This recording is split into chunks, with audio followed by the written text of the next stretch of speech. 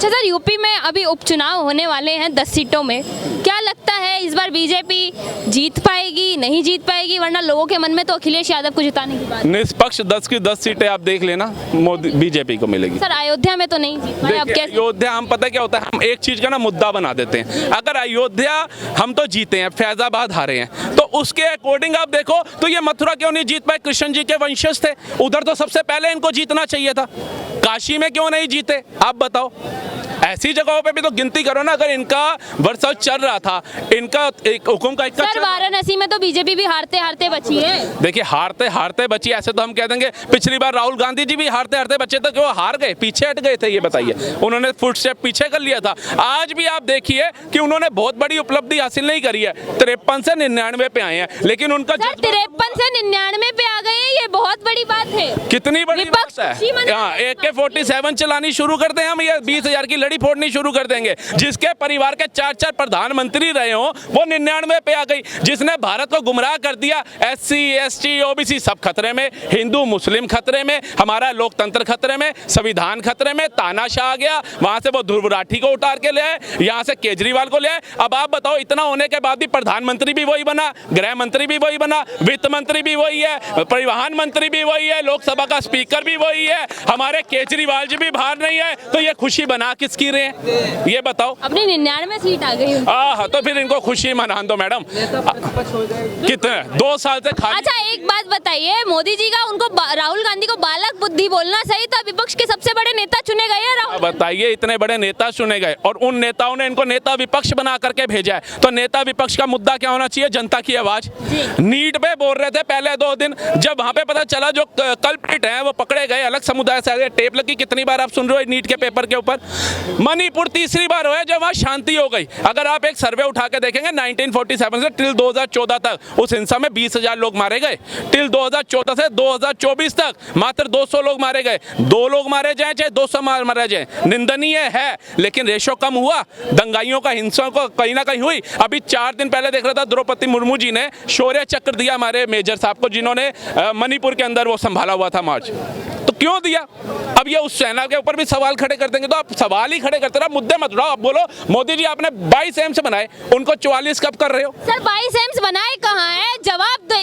अच्छा आप आ जाइए, 22 बनाए, नाम तो आगे क्या अगले ने शिलान्यास कर दिया। अच्छा। शिलान्यास हो गया, नारियल फूट गया। अब आप बता दो, भाई साहब कह रहे कहाँ बनाए? रायबरेली नहीं बना हुआ, बठिंडा में नहीं बना, पश्चिम बंगाल में नहीं बना हुआ, आंध्र में नहीं बना, जा करके देखो। और अभी गोरखपुर या कौन सी और ऐसी जगह है जहाँ 80 to 85% काम भी कंप्लीट हो चुका है, जहाँ OPD चालू हो गई है। आप बताओ, ये कहने की बातें हैं। हमने IIT बनाए, हमने IIM बनाए। अरे सर्च करके देखो, 1947 से पहले के बने हुए थे, बस नाम बदल दिया जी हमने बनाए।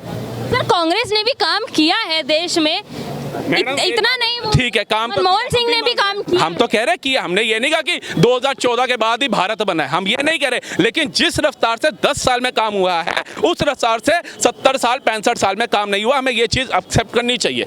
इनके कार्यकाल के अंदर बम फट रहे थे, ये क्यों नहीं रोक? तो अभी भी फट रहे हैं सर। 2 दिन पहले भी कश्मीर में आतंकी। अब आप कश्मीर में हम जाते हैं, कश्मीर कोई पीसफुल स्टेट है हमारी? ये बताइए। सर 370 हटाने के बाद तो बन जाना। अब आप बताइए, और जब आपको पता चले कि आप ना मोहल्ले की तो सफाई कर रहे हो, मोहल्ले में जितने गुंडे उनको मार रहे हो, आपके घर में ही गुंडा बैठा हुआ उसको तो संभाल नहीं रहे। अब कश्मीर में जिसने पनाह दी, उसको जिसने वैष्णो देवी यात्रियों पे गोलियां चलाई, वो कौन था? अब उसके ऊपर अगर कार्रवाई होगी तो लोग कहेंगे हिंदू मुसलमान करते हैं मोदी जी, और नहीं करेंगे तो बम फट रहे हैं, कुछ करते नहीं है। सर यही बात हिंदुओं पे भी लागू होती है, हिंदू भी तो क्राइम करते हैं सर। आज दिल्ली क्राइम हब क्यों बना हुआ है? मैं आपको क्या बात बोल रहा हूँ, जो मैं हिंदू मुसलमान नहीं कर रहा हूँ, मैं कह रहा हूँ अगर हिंदू करता है उसको भी साले को लटका दो। अच्छा। मुसलमान करता है उसको भी लटका दो। अगर कोई हिंदू करता है, आप कभी एक बात दिखाना है, पूरे मीडिया आप दिन रात चलाते हो, आप देखते भी हो, आपको हमारे से ज्यादा नॉलेज भी है, किसी हिंदू ने कोई प्रताड़ना की हो और उसके सम्मुख में आकर के हिंदू खड़े हो गए हो, मुझे एक उदाहरण दे दो, कोई एक मेरे को उदाहरण दे दो। अभी वो एक बच्ची थी जिसका वो बस में हुआ था और ये केजरीवाल ने समर्थन किया था, क्या नाम था उसका, जो निर्भया कांड, हिंदू थे, मारे, कितने हिंदू सड़क पे उतर गए, हाय उनको बचाओ, हाय उनको बचाओ, नहीं। लेकिन अभी आतिक अहमद हो गया, मुख्तार अंसारी हो गया, अभी बदायूं में 2 बच्चों की निर्मम हत्या हो गई, 2 बच्चों की, कोई नेता नहीं था, कोई पार्टी का सदस्य नहीं था, 9 बच्चों की हत्या, 2 बच्चों की। उस पे उसके काफिले में 5 से 10 हजार से ऊपर लोग चले गए मातम मनाने। अरे उन्होंने कोई फकर का काम किया था तुम्हारे लिए? बताओ तो क्यों जाते हो? ऐसों को एहसास दिलाओ कि अगर तुम गलत करोगे धर्म हमारा बदनाम हो रहा है, हमारे बच्चों को गलत निगाहों से देखा जाता है, हर एक मुसलमान के ऊपर उंगली उठ रही है तुम्हारे लिए, तो इनका निरादर करो। इनको क्यों सपोर्ट करते हो? कौन सी किताब में लिखा है, कौन सी डायरी में लिखा है कि ऐसे दोषियों का साथ दो? सर मैं एक बात कहना चाहूंगी, हमारी बात आदि शंकराचार्य पे हो रही थी। मुसलमानों के भी धर्म गुरु हैं और हिंदुओं के भी धर्म गुरु हैं, उनके भड़काऊ बयान देते हैं, तो क्या आज आदि शंकराचार्य भी वैसा ही काम कर रहे हैं? क्योंकि मेजोरिटी ऑफ हिंदूज आज सेक्युलर बने बैठे हैं, क्या उसके पीछे आदि शंकराचार्य का हाथ है? देखिए, जब धर्म गुरु होते हैं ना, बड़े लोग होते, जैसे अब मोदी जी थे, उनको सबसे बड़ी पदवी पे बिठाया। उन्होंने कोरोना काल के अंदर लोगों में इतनी डर की भावना हो गई थी कि सगा बाप बेटा इकट्ठे नहीं बैठ रहे थे, ये घोर कलयुग की पहचान हो रही थी हमारे देश में। तब मोदी जी ने कहा भाई इतना डर डर के क्या होगा, एक काम करो, थाली वाला करो, थाली बजाओ, उससे क्या होगा, एक मनोबल बढ़ेगा, एक कहते हैं पॉजिटिविटी आएगी। सबने बजाई, उसके बाद मोदी ने कहा सब थाली बजाने से कोरोना थोड़ी भागा था। तो मैडम एक बात हो, चरखा चलाने से अंग्रेज भागे थे? आप बता दो, चरखा चलाने से अंग्रेज भाग रहे थे? क्या बात कर रहे हो मैडम आप? ये तो जनता गांधी जी ने जंग लड़ी थी, अहिंसा का ही सहारा लेकर गांधी जी ने आजादी के लिए जंग लड़ी थी। सारी जंग गांधी जी ने लड़ी, लग्जरी गाड़ियों में भी गांधी जी हमारे घूम रहे थे, हैं? पार्टियां भी गांधी जी कर रहे थे, अंग्रेज लग्जरी गाड़ियां देते थे, हैं? उनके बाद नेहरू जी को भी देते थे, लेकिन जिन्होंने असली जंग लड़ी उनको फांसी पे लटका दिया गया। उनकी फांसी रोकने के लिए गांधी जी ने एक आवाज नहीं उठाई।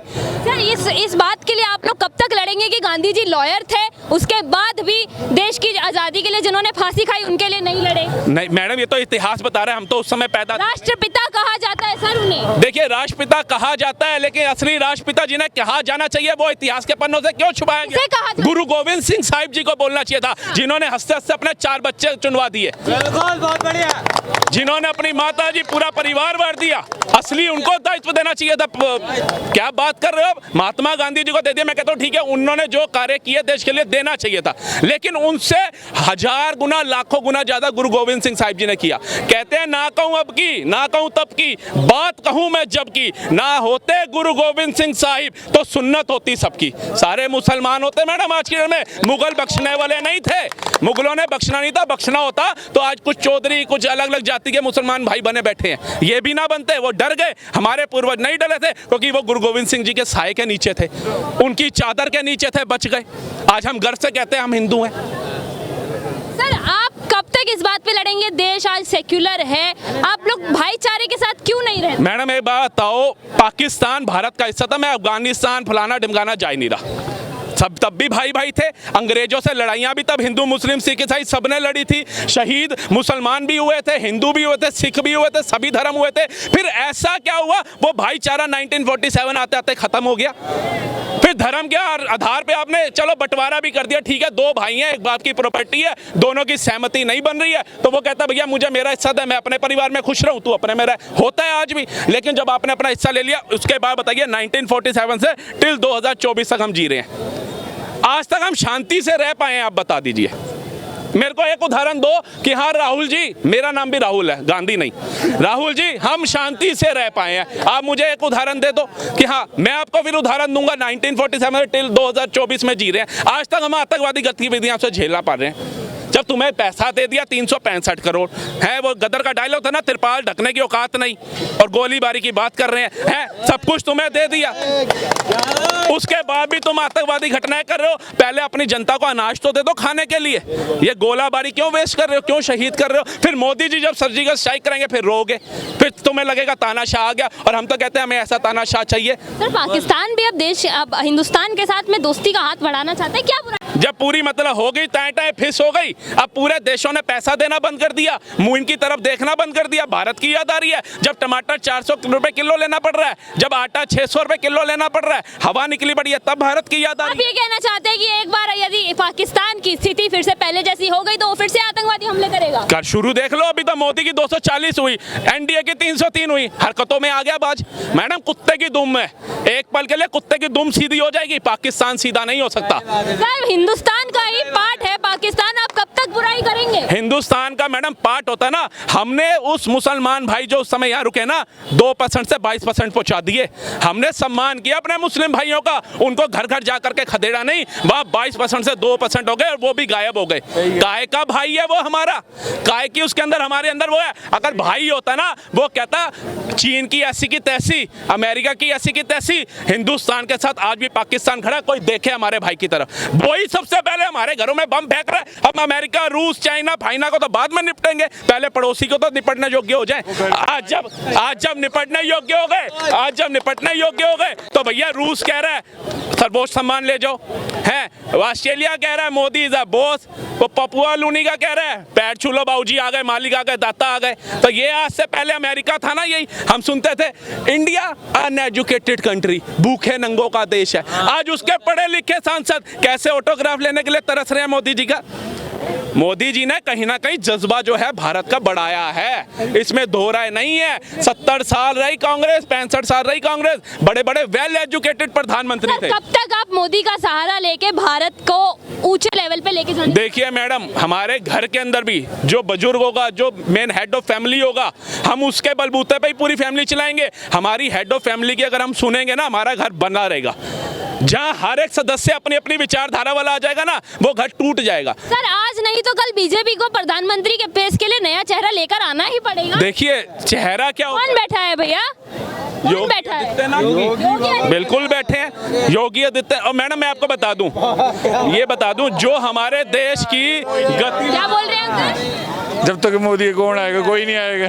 मोदी के बात कह रहे हैं मैडम, 2029 की बात कर रहे हैं। मैं तो दो ही चेहरे मानता हूँ आज की डेट में, या तो योगी आदित्यनाथ को लाओ या नितिन गडकरी जी को लाओ, बस ये दो चेहरे ऐसे हैं जो भारत को विकासशील बना। अमित शाह को नहीं मानते? देखिए अमित शाह जी नहीं, अमित शाह जी की कार्य करने की क्षमता और तरीका अपने तरीके का है, ठीक है। जैसे स्कूल में हम जाते हैं, प्रिंसिपल का अलग कार्य होता है, वाइस प्रिंसिपल का अलग होता है, और टीचर जो होते हैं चाहे वो हमारा मैथ का हो, इंग्लिश का हो, एसएससी का हो, जिसका भी उनका अलग होता है।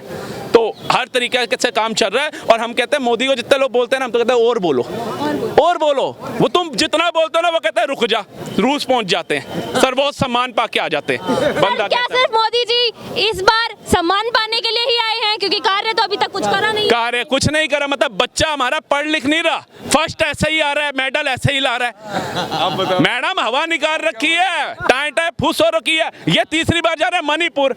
अरे मणिपुर शांति हो गई बाबूजी, आपने न्याय यात्रा निकाली, उसी दिन पता चल गया था। नहीं तो आपकी जान से खिलवाड़ कर रहे हैं बार बार मणिपुर भेज के। किसको पागल बना रहे हो? संदेश खाली जाके दिखाओ दम में। तो मैं कहूँ हाँ, ममता जी से मिलके भी आए, बुआ से अपनी हाल चाल भी पूछा, वहां नहीं जाएंगे संदेश खाली। इन्हीं के परिवार के निगम पार्षद की वो मार दी। एक वो पिक्चर आई थी मैडम सूर्यवंशम, उसमें हीरा ठाकुर भी अनपढ़ था, पढ़ा लिखा के अपनी बीवी को डीएम बना दिया। ये 26 लाइन्स मिल करके इसको पीएम नहीं बना पा रहे। ये तो मुद्दे भटकाने की बातें कर रहे हैं, काबिलियत पे आओ ना। हाँ राहुल जी मेहनत कर रहे हैं, इसमें कोई दो राय नहीं है जी, गलत फील्ड में कर रहे हैं। बस गलत फील्ड में कर रहे हैं। एक बात आओ, मोदी संविधान बदल देंगे, संविधान बदल, अरे मोदी ने संविधान नहीं बदला, उन्होंने कांग्रेस ही बदल दी। अब इंडियन अलायंस के नाम से जानी जाती हैं ये। अच्छा मैं इसी पे एक बात कहना चाहूंगी सर, कुछ दिन पहले महाराष्ट्र के सीएम जो है एकनाथ शिंदे सर, उनका एक बयान आया, उन्होंने बोला कि अब कुछ ही दिनों में कांग्रेस जो है इतिहास बनने वाली है। मैडम इतिहास बन गई, राजकुमार 99 लाया, ये नहीं बता रहा 543 से लाया, इतिहास बन गई। मतलब ऊपर पूर्वज भी बैठे होंगे तो ऐसे पकड़ रहे होंगे सिर, साला ये राजपाट देख के गए थे, हमने ये हालत कर दी। आप देख लो, आज इमरजेंसी दिवस बनवा दिया, मोदी जी निंदा करने आ गए। अरे भैया उनसे पूछो जिनके परिवार के लोग झुलस गए, जो नेता होके आज डिफेंस मिनिस्टर बन के बैठे हुए हैं, दूसरी सबसे बड़ी पावर कुर्सी के ऊपर है, अपनी माता जी को अंतिम संस्कार करने के लिए नहीं आ पाए थे।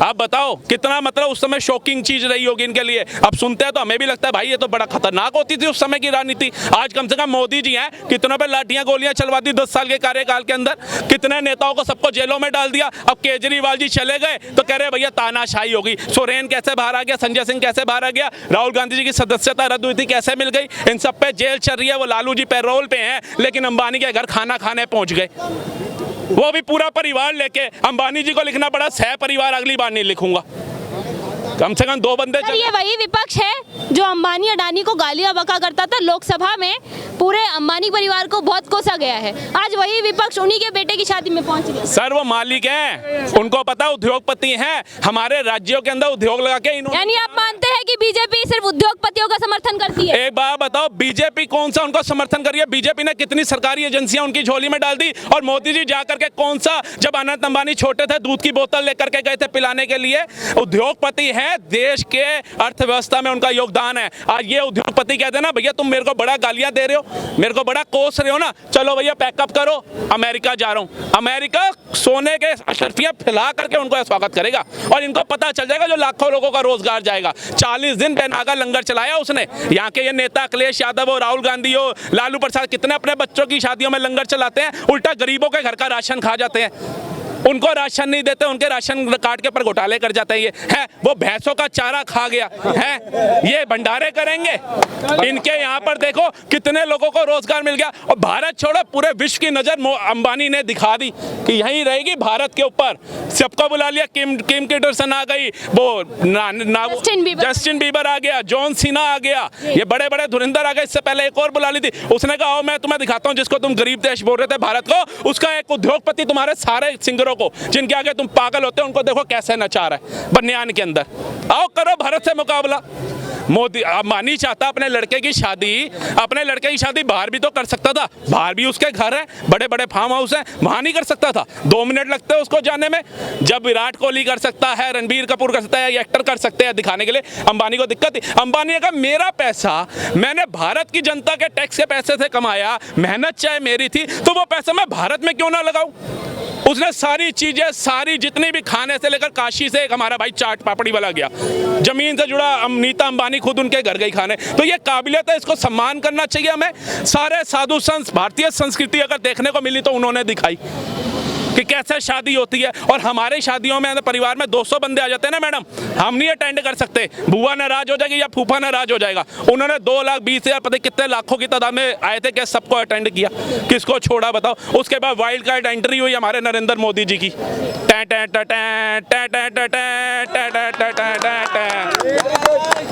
पर खच्चे उड़ गए।